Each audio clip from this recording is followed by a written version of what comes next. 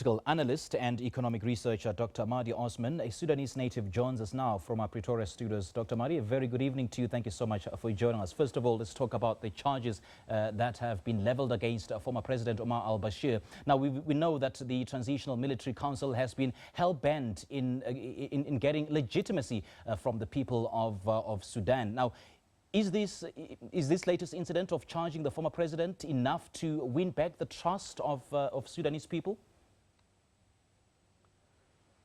I think it will not bring justice to Sudanese people because the Transitional Council itself has no legitimacy, and it has no legitimacy for people. I don't know from where did you get this phrase or this sentence. It is a military coup. It has been described as a military coup by the African Union, and accordingly the African Union has suspended the membership of Sudan into the activities of the African Union, and called for the military council to transfer power as soon as possible to a civilian government. That is the position. So what's the progress now with regards to the talks that have been mooted or suggested between the protest leaders and the TMC? The chances are high. Still, they didn't made any progress in negotiations, but I think they will return back to table of negotiations because of the situation of the grievous situation in Sudan, and because also the two parties now they are in need to give their supporters some sort of hope, you can say it, because the Transitional Council in a very critical position after admitting that they have ordered the crackdown on the protesters and on sit-ins in front of the headquarters of Armed Forces of Sudan on 3rd of June, which left hundreds of wounded and killed and raped and so many atrocities and dreadful crimes which can be easily described and as crimes against humanity and war crimes also. Well, we've seen that the U.S. The Transitional Council needs to find a way out to escape from this, and now they formed, they admitted the most important thing, the most important part of the story, that they admitted that they ordered the crackdown. And they said the soldiers or the forces exceeded the mandate and exceeded the orders, but still the leaders or the military council, all of them are responsible for these atrocities because they gave the orders. On the other hand, the declaration for freedom and change forces also they played their card, the civil disobedience, the sit-ins and everything, and now they want to give something to achieve some sort of success.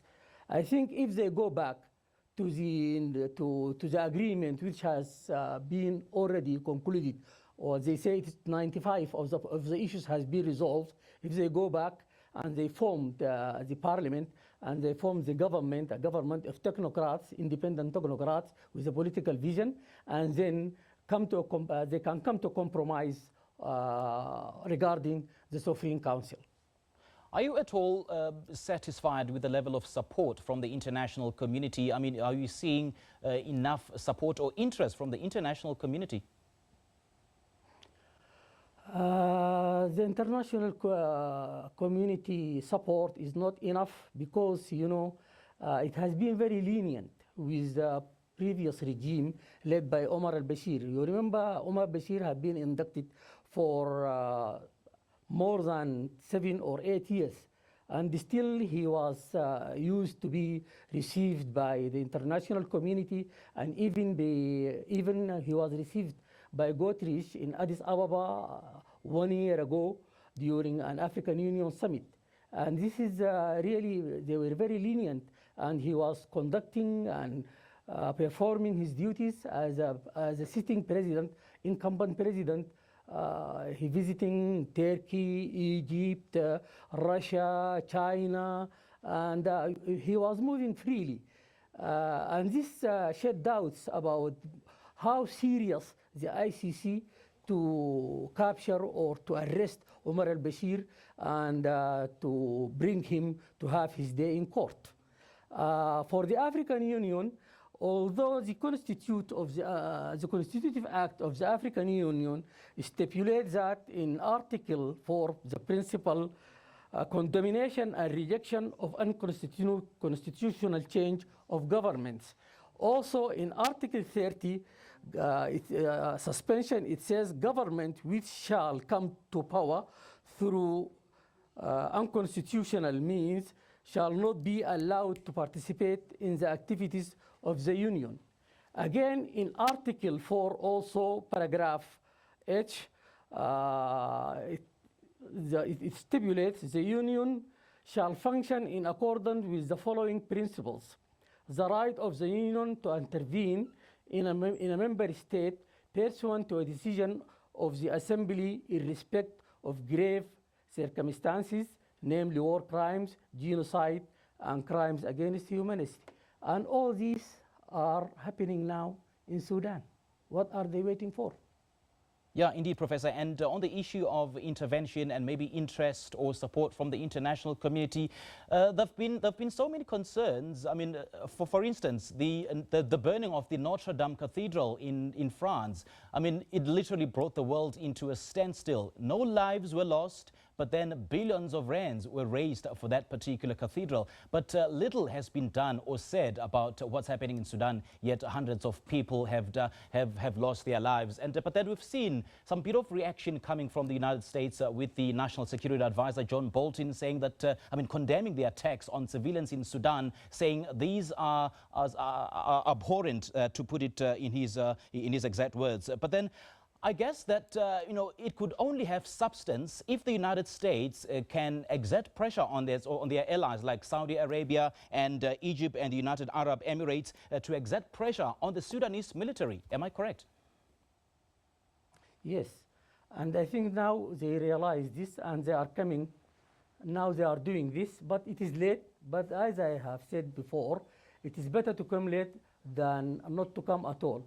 Also, I would like to take this opportunity to talk about the joint crisis team now, or the initiative proposed by the African Union mediator, Al-Hassan Labat. And instead of having only the Ethiopian initiative or the Ethiopian mediation, they want to bring on board the African Union, IGAD, and the European Union and the United Nations. And I think this will be a good move, and it will be a solid move, and it will exert more pressure on the Transitional Military Council, because there is a lot to be done or offered by the African Union in terms of governance and after the transitional or during the transitional period, and also the United Nations. We need, after we resolving this problem, and it's going to be resolved, and I am sure that we will have at last a civilian government, a civilian rule, because this is the will of the people, and they gave their lives for this, and they are going to get it. In that case, also we need the support of the international community, because we need a conference or a project like Marshall Project, because there is a total collapse or economic collapse. Political institutions are not functioning. So we need the international community, the regional institutions like the European Union, like the European Union, the African Union, to come on board and help us in so many aspects. Do you think Sudan is becoming the new regional battleground? Definitely, it is. And it has been for a long time, between different, it is a battleground between Iran and Saudi Arabia, it is between Egypt and, there are now two camps, in the Arab world and in the Middle East. there are two camps. There is the camp of Qatar, Turkey, and Iran, and there is a camp of Egypt, Saudi Arabia, and Emirates. And actually, we are on the crossfire. And you know, we have troops. We have troops in Yemen fighting in Yemen, and it is not our war. We don't have nothing to do with it, and we shouldn't. And actually, this is a big insult to the Sudanese people, and to fight for money or to be used as mercenaries. We have good relations with the peoples of Yemen, with people of Saudi Arabia, with the Egyptians. They are our neighbors, and we have common history, we have common relations, we have intermarriages. And now these acts of mercenary and of siding with one group or against the other group, it is not in the favor of Sudan in the long term. Dr. Osman, thank you so much for your insight. We appreciate your time. That was political analyst and economic researcher Dr. MAHDI Osman joining us from our Pretoria studios.